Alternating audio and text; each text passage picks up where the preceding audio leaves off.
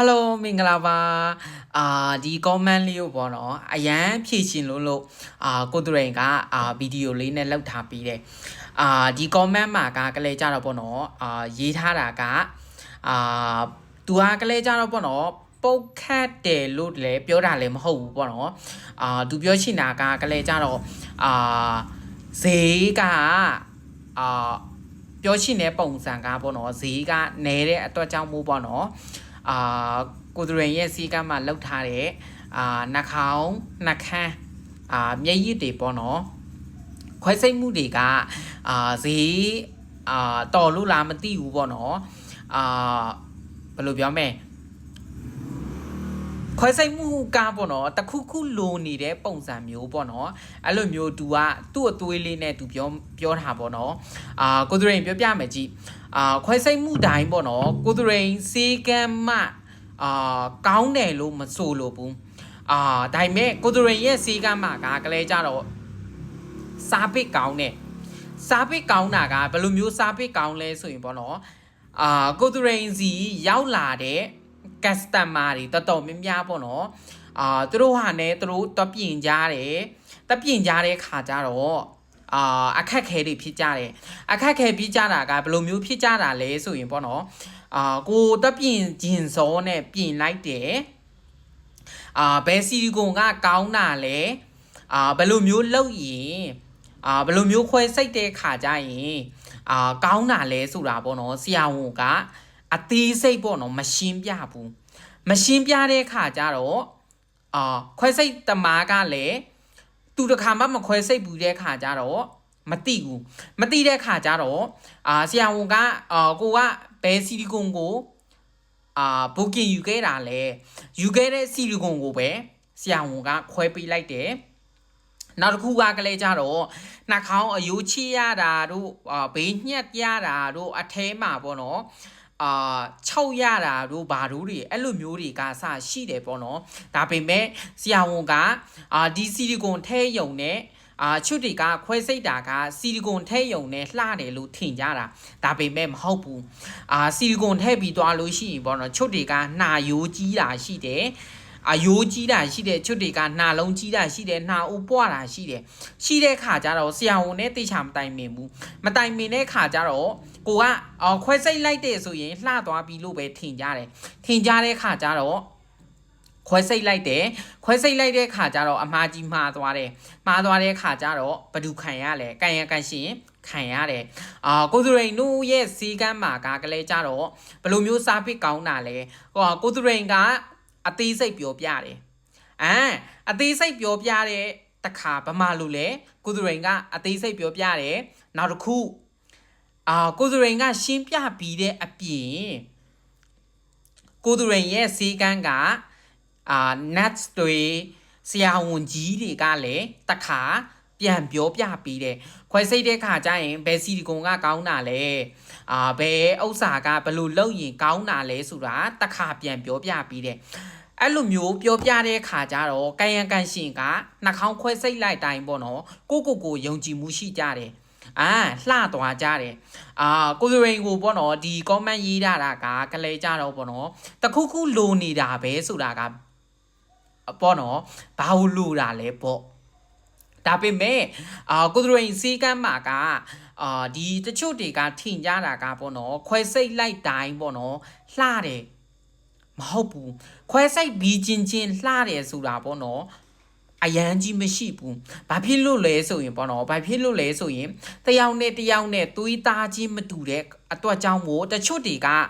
ခွဲစိတ်ပြီးတာနဲ့ချက်ချင်းရောင်တယ်တချို့တွေကအသားပါတဲ့ခါကျတော့ချက်ချင်းရောင်တယ်ဒီနေရာမှာအညိုစက်တွေဖြစ်တယ်ဒီနေရာမှာ6ရိုးတွေရှိတဲ့ခါကျတော့ချက်ချင်းတပ်ပုံရိုက်ပြီးတော့ကိုသူရင်ကချက်ချင်းတပ်ပုံရိုက်ပြီးတော့တင်တဲ့ခါကျတော့အဲ့ဒီမှာလှတာရှိတယ်မလှတာရှိတယ်ပေါ့နော်သွေးသားနဲ့လဲဆိုင်တယ်မျက်နှာကရောင်တာမရောင်တာပေါ့နော်အညိုမဲဖြစ်တာတွေမဖြစ်တာတွေကလည်းကြတော့သွေးသားနဲ့လဲဆိုင်တယ်ဒါပေမဲ့ကိုသူရင်ရဲ့ဈေးကမ်းမှာကလည်းကြတော့ပေါ့နော်ဈေးနှုန်းအတင်းနဲ့လောက်ထားပေးတယ်အသက်နိုင်ဆုံးပေါ့နော်လှအောင်တော့ခွဲစိတ်ထားပေးတယ် အတတ်နိုင်ဆုံးပေါ့နော်ကြည်ကောင်းအောင်တော့လောက်ထားပေးတယ်နန်ယိုးနဲ့လောက်တီဖြစ်ပါစေဆီလီကွန်နဲ့လောက်တီဖြစ်ပါစေပေါ့နော်ခွဲဆက်စခွဲချီမှာဘယ်နှာခေါင်းမှာမလှဘူးဘယ်ခွဲစိတ်မှုမှာပေါ့နော်မလှဘူး तू ကအသားကျသွားမှ तू ကအသားသေသွားမှပေါ့နော်နှာခေါင်းကကြည့်လို့ကောင်းလာတာကြည့်လို့လှလာတာနောက်တစ်ခုကလည်းကြတော့ကိုသူရင်ကဘာဖြစ်လို့နှာခေါင်းခွဲစိတ်ပြီးသွားလို့ရှိရင်ပေါ့နော်အသားသေသွားတဲ့ကန်စတမာရဲ့ဓာတ်ပုံတွေပေါ့နော်မတင်ပြီးတော့ဒါလဲဆိုရင်ပေါ့နော်တချို့ကန်စတမာတွေကပေးတင်တာရှိတယ်ပေးမတင်တာရှိတယ်review ပေးတာရှိတယ်မပေးတာရှိတယ်အဲ့ဒီအတွက်ကြောင့်မို့ပေါ့နော် review မပေးဘူးဆိုရင်ကိုသူရိန်တို့ကတင်လို့မရဘူးတင်လို့မရတဲ့အခါကျတော့ပေါ့နော်ခွဲစိတ်တဲ့ပုံစံပဲမြင်ရတယ်မြင်ရပြီးတဲ့ခါကျတော့အဲ့ဒီနေရာမှာဆုံးဖြတ်ကြတယ်လှတယ်မလှဘူးဆိုတာပေါ့နော်ဆုံးဖြတ်ကြတယ်ဒီလိုမျိုးအကြံလက်ပေးတဲ့အတွက်ကြောင့်မို့လဲကျေးဇူးတင်ပါတယ်ခင်ဗျဒါကလေးကြတော့ပေါ့နော်ကိုသူရိန်ပြန်ဖြည့်ပေးတာကိုသူရိန်ရဲ့နှာခေါင်းကိုပဲကြည့်ပေါ့နော်ကိုသူရိန်လောက်ထားတာကအရင်တုန်းကမျက်နာနဲ့အခုမျက်နာနဲ့ကိုသူရိန်ကအရန်ကြီးပြောင်းလဲသွားလားဆိုရင်ပေါ့နော်မပြောင်းလဲသွားဘူးဒါပေမဲ့နှာခေါင်းကလေးကြတော့နှာရန်စင်းစင်းလေးနဲ့တန်တန်လေးဖြစ်သွားတယ်အရင်ကလေးကြတော့နှာရန်အရန်ပြားတယ်နှာရန်ပွားတဲ့အတွက်ကြောင့်မို့ပေါ့နော်ကိုသူရိန်ကခွဲစိတ်လိုက်တဲ့ခါကျတော့နှာရန်ပေါ်သွားတယ်နှာရန်စင်းစင်းလေးဖြစ်သွားတယ်နှာအိုးသေးသွားတယ်နော်ကြည်ကောင်းသွားတယ်ပေါ့အဲ့ဒီအတွက်ကြောင့်မို့ကိုသူရိန်ပြောချင်တာကခွဲစိတ်ပြီးချင်းဘယ်သူမှမလှဘူးနော်အဲ့ဒီအတွက်ကြောင့်မို့ဒီ comment မှန်ထားတဲ့သူလဲပေါ့နော်လှချင်တယ်ဆိုရင်ကိုသူရိန်ရဲ့စီကန်းကိုလာခဲ့နောက်တစ်ခုကလည်းကြတော့ပေါ့နော်ကိုသူရိန်ပြောသလိုဆီလီကွန်တစ်ခုတည်းထည့်မယ်ဆိုရင်ပေါ့နော်မလှဘူးထင်တလောက်မလှဘူးပေါ့နော်အဲ့လိုမျိုးအယိုးချိရတာတွေ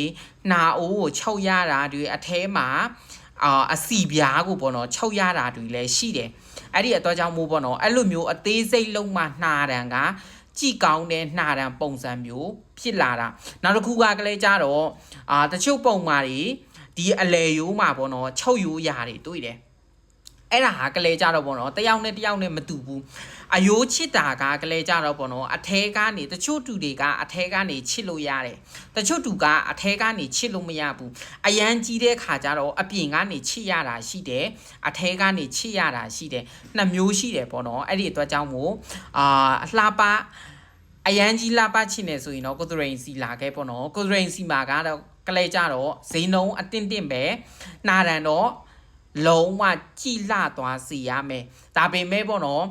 တချို့နန်ယိုးနဲ့တုံးထားတာတွေ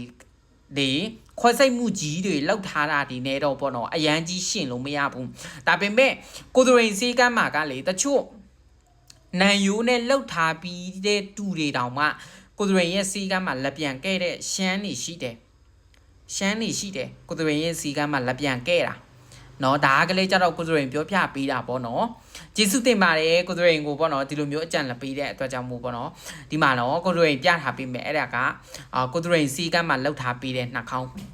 post လေး